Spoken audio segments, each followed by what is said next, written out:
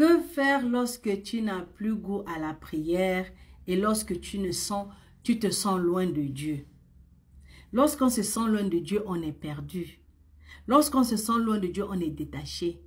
Lorsqu'on se sent loin de Dieu, on ne ressent plus la présence de Dieu, on ne ressent plus son aide, on n'est plus en connexion avec son esprit. C'est pourquoi, comme avec un vrai père, Dieu veut que nous l'appelons à chaque fois. Dieu veut qu'on parle avec lui à chaque fois.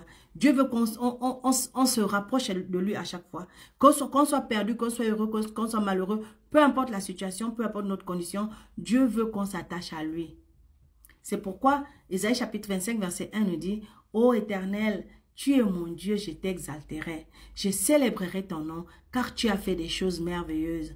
Tes desseins conçus à l'avance se sont fidèlement accomplis. » La clé que tu as besoin lorsque tu es perdu, lorsque tu as perdu goût à la prière et que tu t'es éloigné de Dieu, la clé, c'est la louange.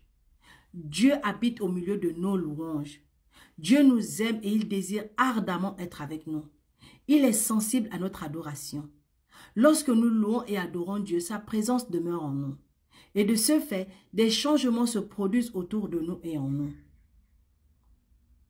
Donc, je veux que tu sois certain, que tu saches qu'à chaque fois que tu loues Dieu, que tu adores Dieu, que tu l'exaltes, des changements se passent en toi et autour de toi.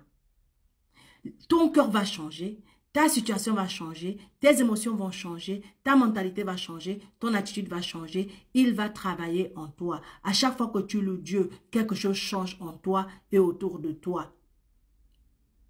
Tu ne verras peut-être pas les effets sur le champ pendant que tu es en train de louer, mais tu les verras parce que Dieu agit. Sois-en sûr que Dieu agit. On ne peut pas vivre une relation avec Dieu sans que les changements s'opèrent dans notre vie.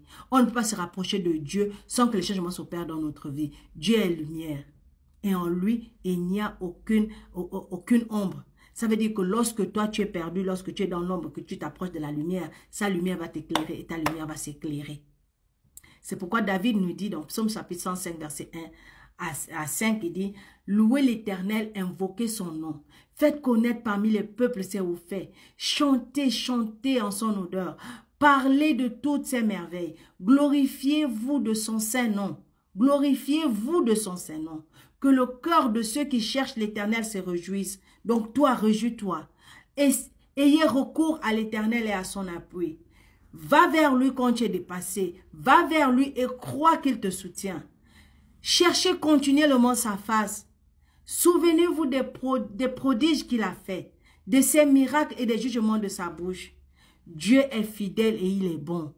Loue-le, peu importe la situation dans laquelle tu es, même si tu n'arrives pas à chanter, même si tu n'arrives pas à louer, mets des chants de louange et écoute seulement, tu vas voir ce que Dieu va faire et abonne-toi.